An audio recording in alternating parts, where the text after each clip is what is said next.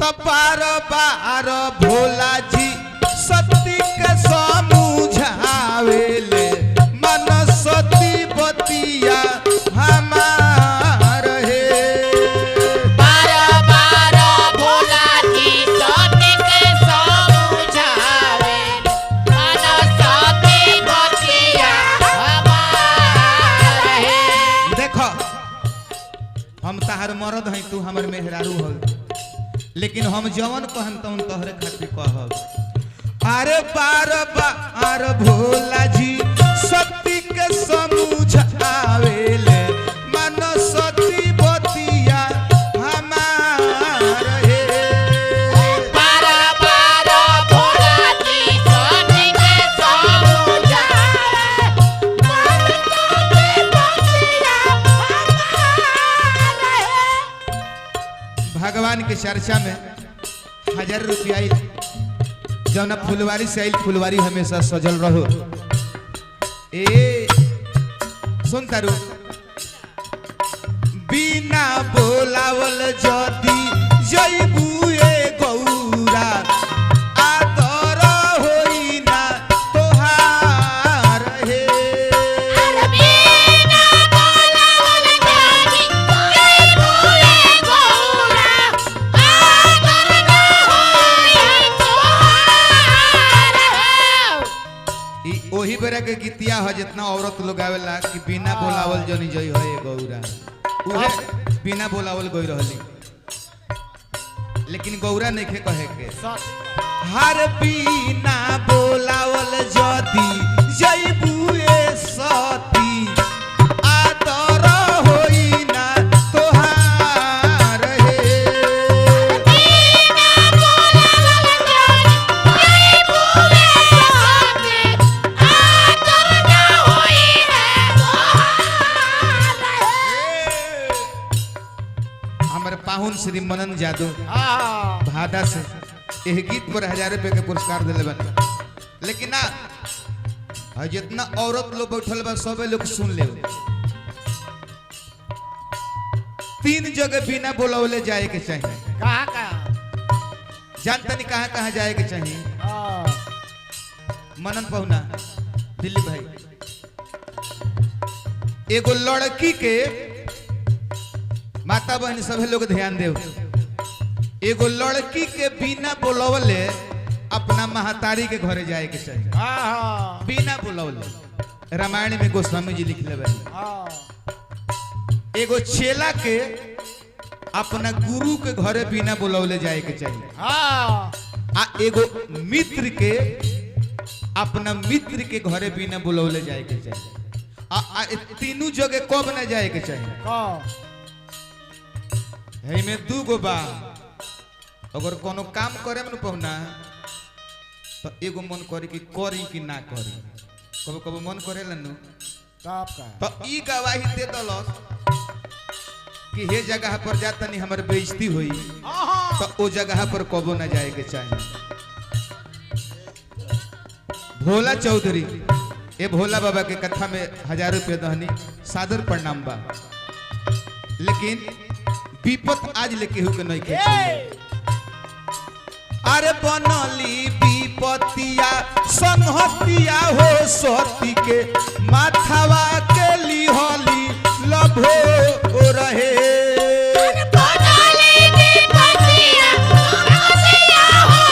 अरे की बनली विपतिया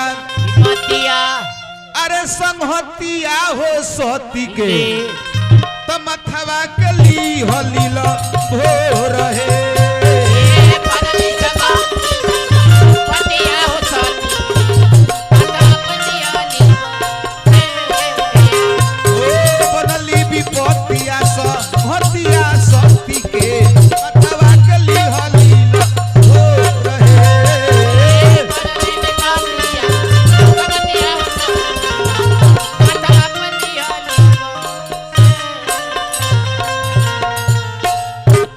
सती अपना नैहर जातरी बिना बोलवले तो शंकर भगवान अपना गोण लो से कहनी कि बाबू आई बिना बोलौले अपना नैहर जाता रही आ तू लो इनका पीछे पीछे जा लो आ जाके देखो लो कि नैहर में इनकर कौन दशा हो। लेकिन सती ना मनली अपना पति के, शंकर भगवान के बात कर मेहरारू ना मनली आ चल गईली।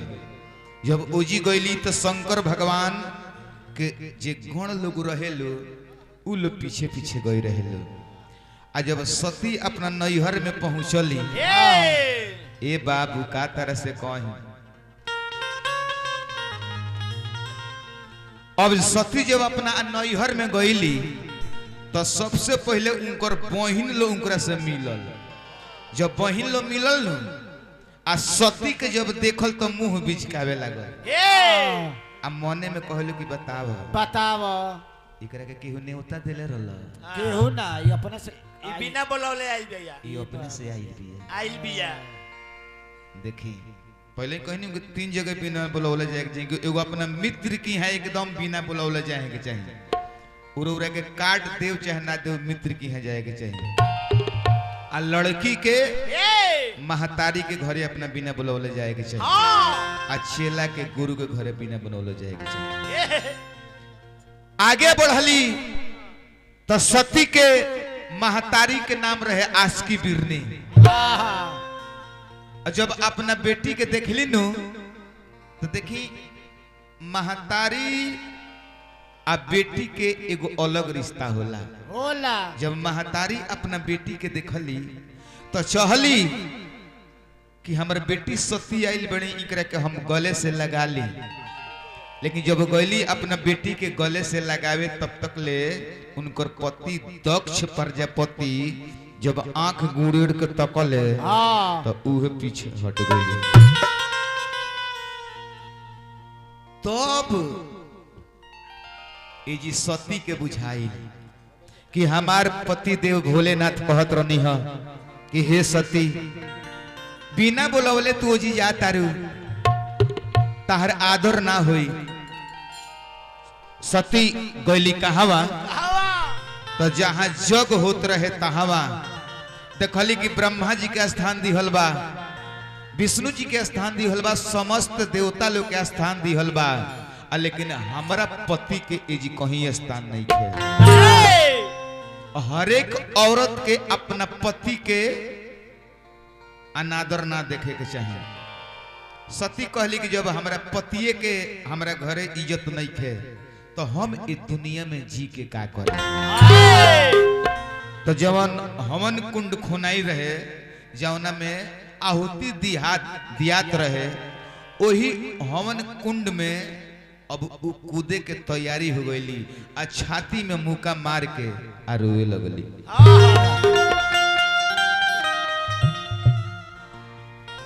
निर्गुण के भाव बा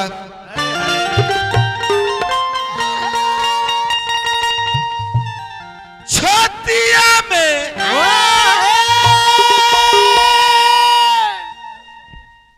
मुकवा मरली।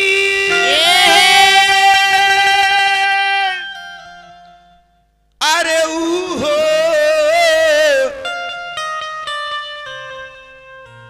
अंगनवारे गिरली किया हो मोरे रामा, किया हो मोरे रामा। अब सुनिया गावा के आननु हो राम, किया हो मोरे रामा, आओ मोरे रामा। अब सुनिया गावा के आननु मेरा। कहली कि हमरा पति के इज्जत वहाँ के ससुरारी में नहीं खे तो हम जी के का करे। आ कौन मुंह लेके हम अपना पति के लगे जाए। किया हो मोरे रामा, आहो मोरे रामा। अब सुनी आगावा के हालनु हो राम, किया हो मोरे रामा, आओ मोरे रामा। अब सुनिया गावा के आननु मेरा। अब धीरे धीरे जौन अग्नि कुंड खोनाइल रहे नु वही अग्नि कुंडवा में धीरे धीरे बढ़त तारी कहली कि हम ना जिए ना ना ना हमारा नैहर में आ हमारा पति देव के जो बेइज्जती हो गई तो हमरो बेइज्जती हो गई। धीरे धीरे देगवा बढ़वली भोले बाबा के सुमिरली धीरे धीरे देगावा बढ़वली भोले बाबा के कहली कि हे पति देव हे भोलेनाथ तने को हई बात सुन ले के बाद सब करा गाय बिना बछरू आ पानी बिना मछरी माई बिना बेटा आ पति बिना स्त्री ए धरती पर ना रहले। ना आ स्त्री के बारे में लिखल बा स्त्रिया स्वतंत्र कदाचित न भवती। इस धरती पर स्त्री को कभी स्वतंत्र नहीं रहना चाहिए। क्यों? क्यों क्योंकि अपने पति घर पर न हो, अगर अपने पति घर पर न हो तो उस औरत को विशेष रूप से श्रृंगार करके पर गृह न गच्छति। अगर अपन पति घरे नहीं खन तो वो औरत के विशेष रूप से श्रृंगार करके आ दूसरा के घरे ना जाए के चाहिए। अब हमरा कहे के मतलब ई ना भइल कि केहू किए जा तो गोबरे लगा के चल जाए के बाद, लेकिन कम श्रृंगार करके जाए के बाद। तो कहली कि जब हमारा पति देव के ये अनादर होता तो हमारे जी कौन थी बा। धीरे धीरे डेगावा बढ़वली भोले बाबा के सुमिरली धीरे धीरे देगावा बढ़वली भोले बाबा के सुमिरली किया हो मोरे रामा आहो मोरे रामा अवतार छैला जी ना दाननु हो राम।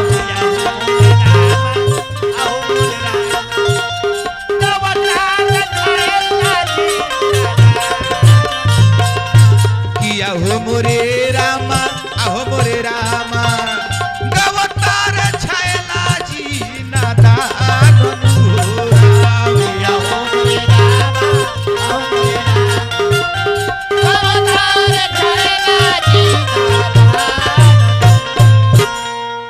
उहे जवन अग्नि कुंड में खुनाई रहे वही अग्नि कुंड में कूद गईली आ उ सती रहली।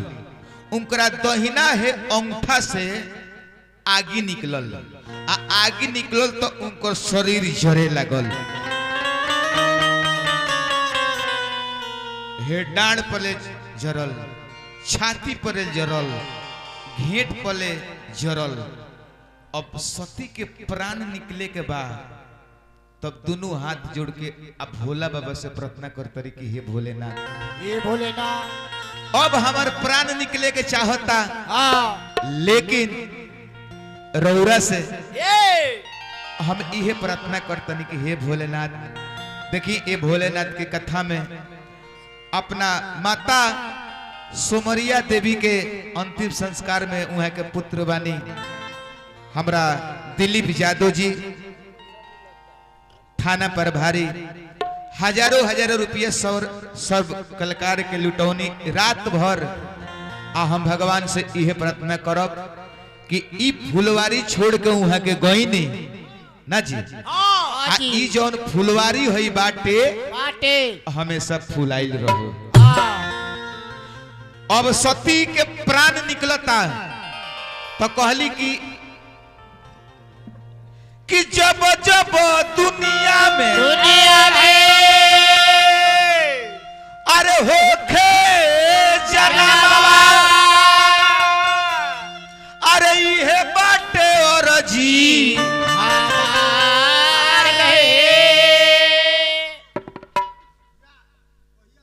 बाबू है देखो ऋषि बाबू, सती शंकर भगवान से कहली कि हे भोलेनाथ हमरो उरे से वरदान मांगो तनी कि जब हम मर जाए तो हमार जब जन्म होके तो हमार विवाह रौरे संग होके गई। हाँ सती कहली कि जब जब दुनिया में अरे होखे जनमवा अरे इहे बाटे और जी हमारे कि तब तब रौरा हमारे अरे स्वामी बनी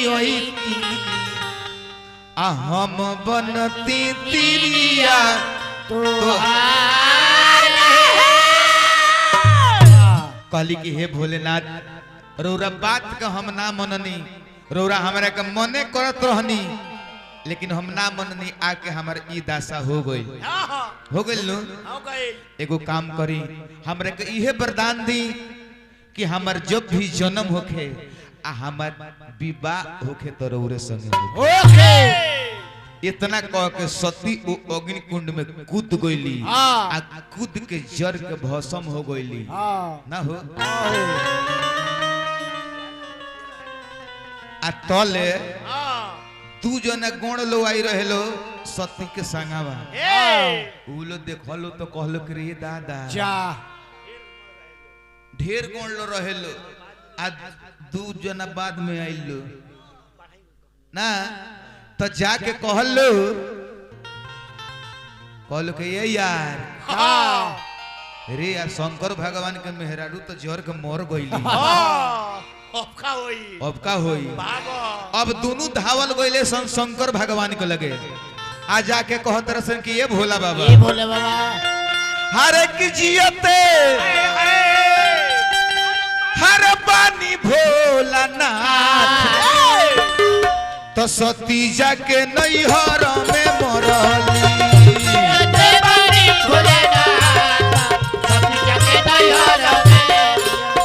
जियते पानी भोला नाथ सती जाके नैहर में चलली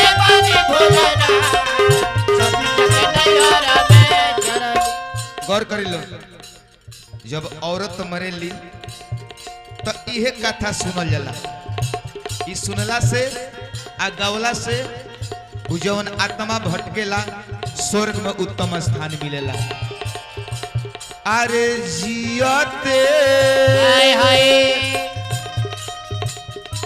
अरे पानी भोला जी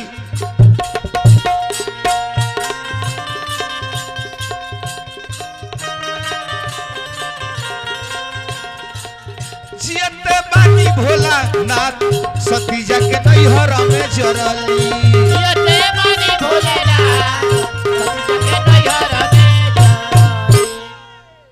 ई गुण लो जाके जब शंकर भगवान से कहल तो शंकर भगवान के जाटा में गंगा जी रहली अब गंगा जी सुनली कि सती जाके अपना नैहर में मर गईली तो सती रोवे गंगा रोवे लगली ई पीड़िया के गीत है तनी ऐसा बढ़ के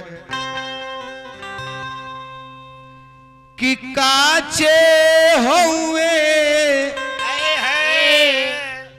अरे करैली नु हो काचे पियावा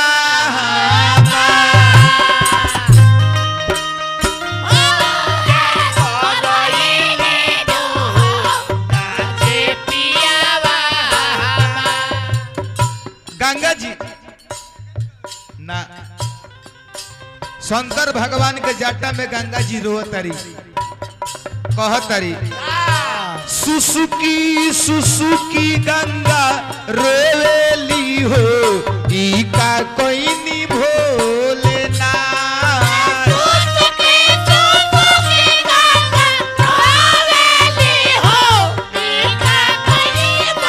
ए महाराज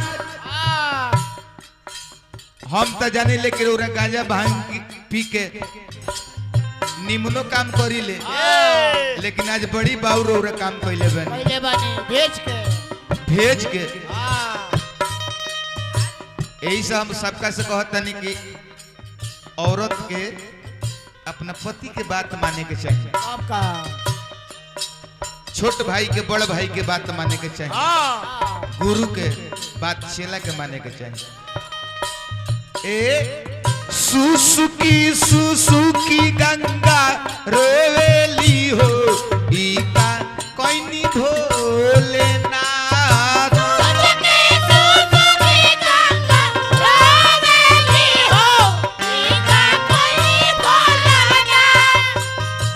कितना निमन लागत रहा एक जगह हमनी के बैठत रहनी है सब, एक बगल सती बैठत रहली है, एक बगल भोला बाबा बैठत रहनी है, आ हम माथा में रहनी है।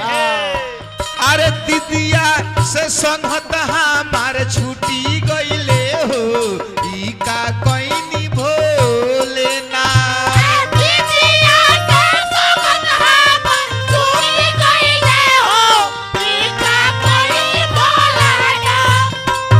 लिखले मैनेजर लाल गनावानू हो गई हो चेलावा हमार।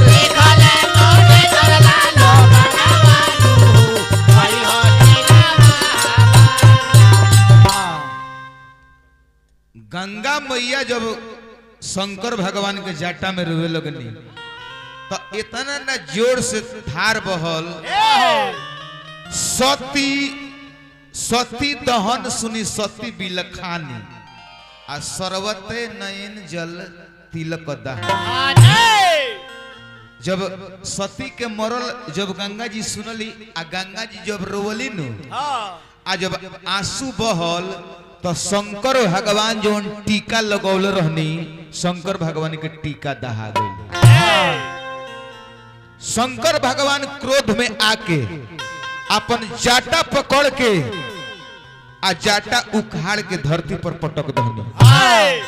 ओमे से 2 गो वीर पैदा भइले, एगो के नाम पड़ल वीरभद्र आ एगो के नाम पड़ल महाकाल।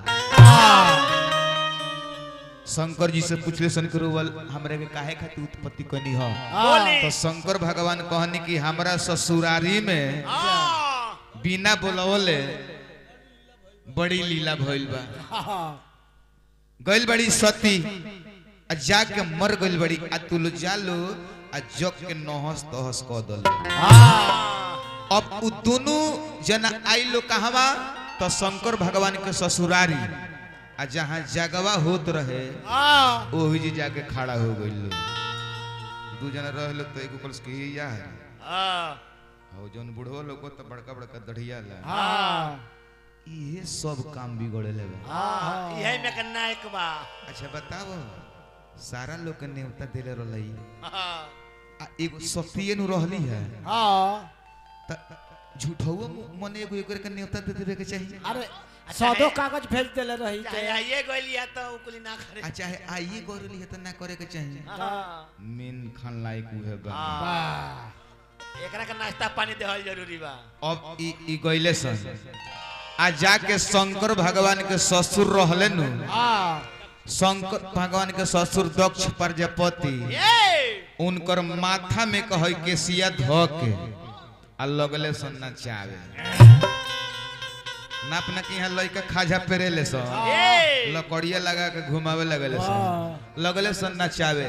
नचावत नचावत एक बेर संद न उखाड़ धले सन आ उखाड़ के आ जवन अग्नि कुंड में सती मर रहली ओही में डाल दहले सन। शंकर जी के ससुर के बक्सा वही बा आगे नक्शा जरा दहले सन। देवता लोग कहल कि दादा शंकर जी के ससुर तो दक्ष प्रजापति के मुड़ी में जर गई, अब सृष्टि के रचना केंगन होई ओई में कुछ देवता लोग कहल के होई ना सारा लोग न्योता देले रहले हैं अपना दामादे के लड़की के न्योता ना दे। जौना जग में शंकर जी के नाम ना होला उ जग नाश हो जाला। अब देखल के जैसन कहले वैसन पहले अब शंकर भगवान के सास आसकी बिरनी उ लगली रोवे। सारा देवतल कहल कि हे जी का रोवता रू? अरे वो जगह चल के रोव जे ई करामवा करवले बा। सब देवता लो शंकर भगवान के लगे गई आ ओजी जाके देखी एगो दामाद के लगे एगो सास रोवतारी बिहुला के भाव भाव बाबा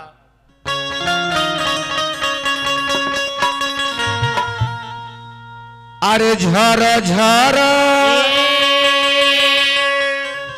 हरे रोवतारी रानिया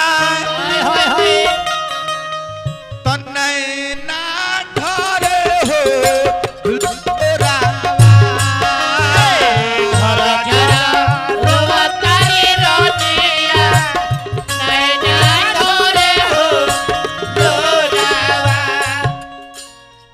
पहले श्राद्ध क्रम में लोग सत्य बिहुला के नाच बान्हत रहल बिरजा भार के पाट बान्हत रहल काहे कि ओइ में इहे गुली होला झर झर रोवतारी रानिया नैन ढरे हो लोरावा।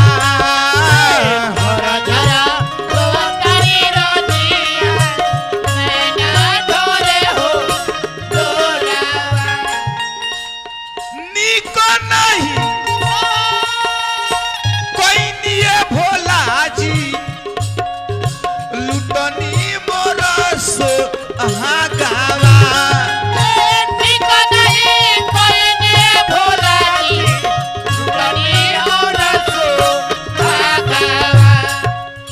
निको नहीं कोई निये भोला जी लुटनी मोरस हाँ गावा।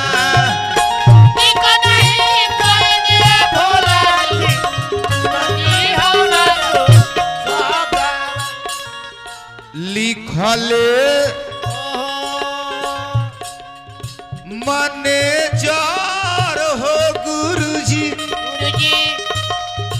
जोरी जोरी हो गानावा।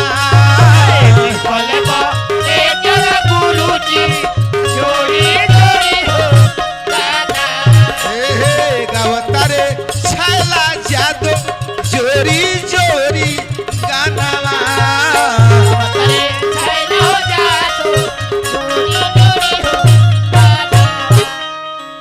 तो अब शंकर भगवान अपन आंख खोलल देवता लो आइल बड़ा लो कार आइल बनी लो देवता कहल के महाराज ई राउर सास है ये हई ई है हाँ राउर दू जना चेला लोग और लल्लो और औरा ससुर के मुड़ी काट के अग्नि कुंड में झोंक देले बलो। शंकर जी कहन के हमारा ससुर के मुड़ी का भइल अब जौन दू गो गोरल सब ऊ ओकरा के मोट किया होता ऊ ओकरा के मोट किया होता बता सके बाबा रौरा ससुर के जौन बक्सा बानू वही जब बक्सा हो जीबा ओइ में रेप नहीं खेला गो आ हो जौन नक्शवा बानू ऊ खत्म बा वही में रेप लागल बा ओही में रेप लागल बकिए सब ठीक बा। तो शंकर जी कहनी एगो काम करल लो हाँ कहीं से लिया के कौनो मुड़ी लियावलो बाकी हमरा ससुर के जियावलो उहे जाके एगो बोका के मुड़ी काट के लियाइल लो आ शंकर भगवान के ससुर के मुड़ी में जोड़ल लो। देवता लोग कहल कि ई बताओ ई देवता के देह में बोका के मुड़ी का होई तो ओइ में लोग कहता कि होई ना इकरा खानी अधर जी के हुआ आदमी हो सर लोग के बोलल अपना धिए दमत के ना बोल होई ना जैसन कहले वैसन पवले अब बोका के जो मुड़ी जोड़ाई सारा लोग लगा शंकर भगवान की जय शंकर भगवान की जय आ इकर तरह है बोका के मुड़ी हां ई केला बोलत रहले सारा लोग कहे कि जय एक बो ना हां जी देखले हम लोग केहू भी शंकर भगवान के मंदिर में जल ढारे जब जाला नो आ जलवा ढार के तब जनतन का कहला ओ कर लो माने शंकर भगवान की याद दिलावला कि हे भोले बाबा हां ई राउरे करनामा हो ई राउरे करनामा हो अपना ससुर के मुड़ी राउरे कटले रहनी तब का तो हमने के मेन मकसद ये होला कि औरत मरेली तो ये सती की कथा गाइले सन।